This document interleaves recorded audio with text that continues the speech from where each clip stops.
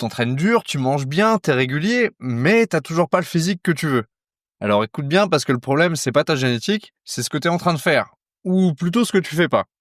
Je vais te montrer les 5 erreurs qui t'empêchent vraiment de prendre du muscle et si t'es honnête avec toi-même, tu vas au moins te reconnaître dans l'une d'entre elles. Et reste bien jusqu'au bout parce qu'à la fin de cette vidéo, tu sauras quoi changer pour relancer ta progression. Parce que la majorité des gens à qui je parle sur les réseaux sociaux, d'après eux, s'entraînent super dur, mangent évidemment tout ce qu'il faut, récupèrent assez, sont constants, mais bizarrement, ils progressent pas. Moi, je pense surtout que si on regarde tout ça à la loupe, on trouverait quand même 2-3 exagérations dans le lot. Si ce n'est pas plus.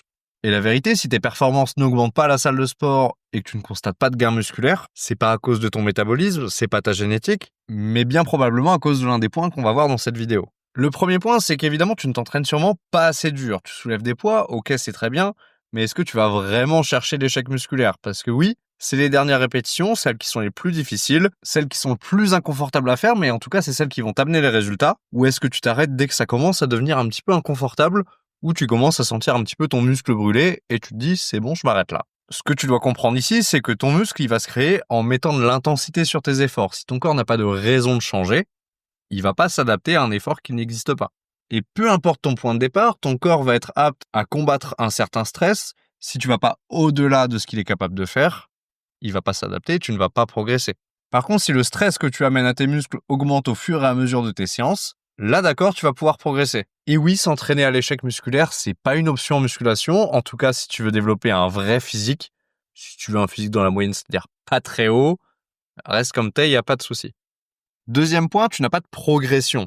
Tu peux t'entraîner dur, mais s'il n'y a pas de progrès, tu n'iras nulle part. Si tu soulèves la même charge pour le même nombre de répétitions, semaine après semaine, ton corps n'a aucune raison de s'adapter. Et c'est donc maintenant qu'on parle de la fameuse surcharge progressive. Et oui, c'est pas une suggestion, c'est la base de ton entraînement. Chacune de tes séries, chacune de tes répétitions doit être notée quelque part. Et ça te donnera un point de repère, séance après séance. Tu peux voir ça comme un investissement sur le long terme. C'est comme si tu avais acheté des bitcoins en 2013.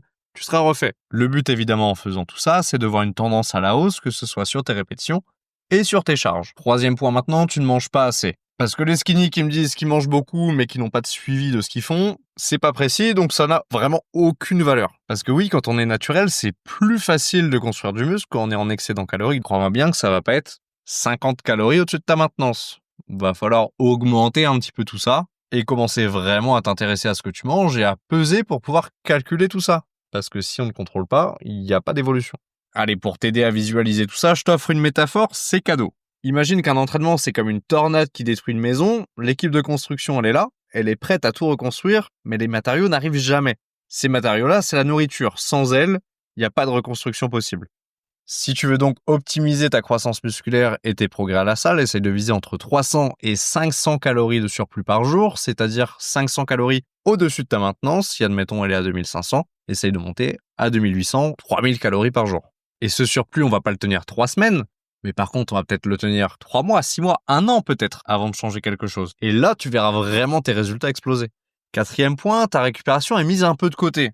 Ok, t'aimes un peu trop TikTok, tu récupères pas assez.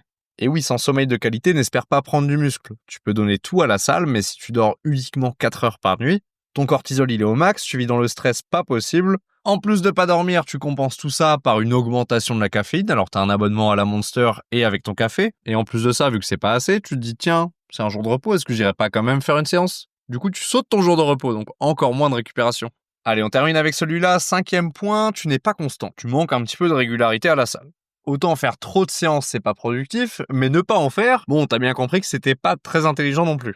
Est-ce que t'arrives à vraiment suivre un programme solide et bien structuré pendant des mois, voire des années, ou est-ce que t'es plus du style à être motivé à fond pendant 3 semaines, et puis à un moment, t'as plus trop la motive, tu craques, et tu lâches tout parce que c'est trop dur, t'as la flemme, etc. Et t'as tellement l'habitude d'avoir de la gratification instantanée avec tout ce qu'on a en ce moment, que quand tu passes vraiment sérieusement à la musculation, tu comprends pas les résultats, ils prennent du temps à arriver, et ça te décourage. Parce que oui, les programmes 3 semaines pour avoir un ventre plat ou 30 jours pour doubler ses pectoraux, ça fait rêver évidemment tout le monde, mais sois conscient que c'est pas des programmes qui sont faits pour que tu progresses.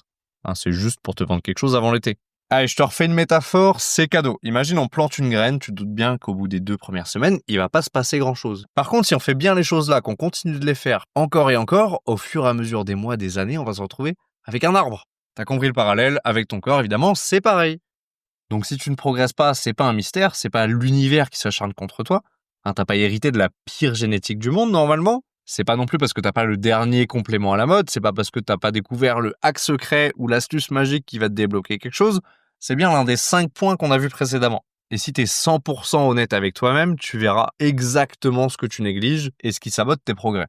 Si maintenant le problème que tu as découvert, c'est ton adhérence à la salle, ta structure, un problème de programme, eh ben écoute, ça tombe bien, t'es tombé sur la bonne personne parce que oui, c'est mon travail. Je te laisse me poser tes questions en commentaire, sinon tu peux retrouver directement les liens sous la vidéo pour me les poser en direct. Et ce sera peut-être aussi l'occasion pour toi de prendre un plan qui sera adapté vraiment à tes besoins et 100% personnalisé. Si t'es arrivé jusqu'ici dans la vidéo, écoute, je te remercie pour ton attention. N'hésite pas à laisser un commentaire si tu as des questions à me poser. Tu peux liker, évidemment, t'abonner à la chaîne si le contenu te plaît. Moi, je te dis à la prochaine.